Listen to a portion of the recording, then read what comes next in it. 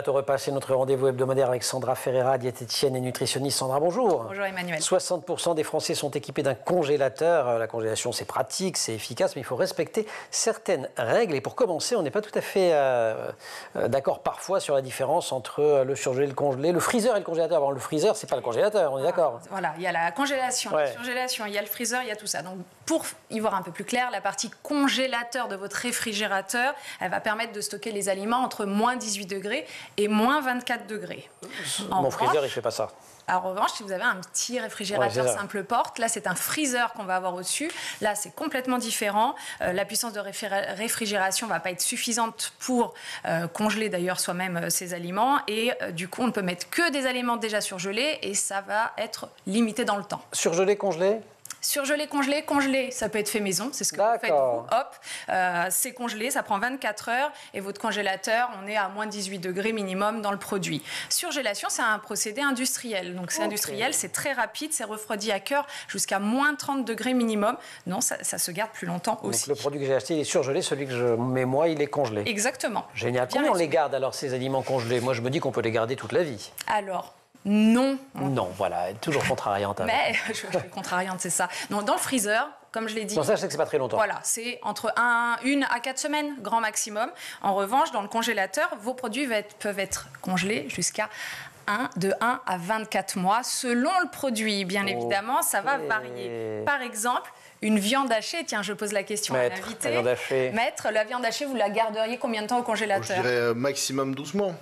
Bah, c'est 2 à 3 mois. Parce que vous êtes comme moi. Donc, moi,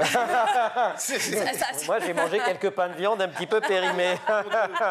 Parce que c'est haché. Plus ça va être haché, plus il y a de surface microbienne et donc c'est un peu plus risqué. D'accord, mais si la viande est cuite, par exemple? Si c'est cuit, c'est différent.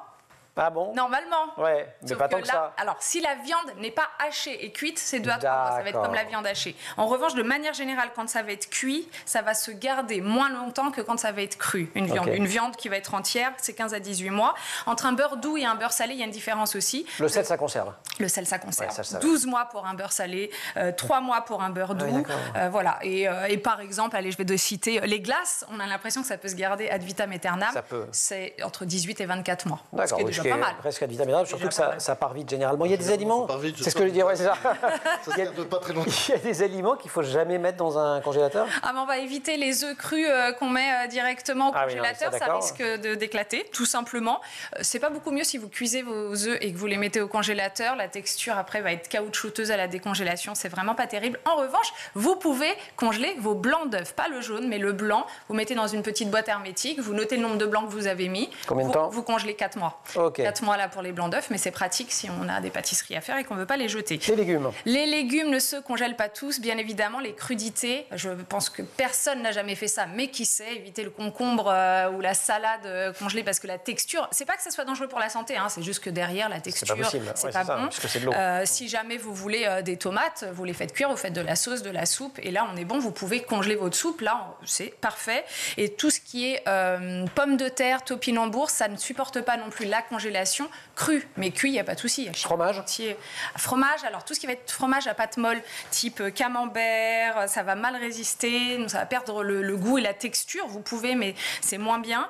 Les yaourts aussi, c'est pas terrible. Oui, mais c'est dégoûtant après, j'ai testé une fois. Il y en a qui font des glaces comme ça. C'est un peu grumeleux, quoi. C'est un peu grumeleux, effectivement. Je le dis, encore une fois, il n'y a pas de danger pour la santé.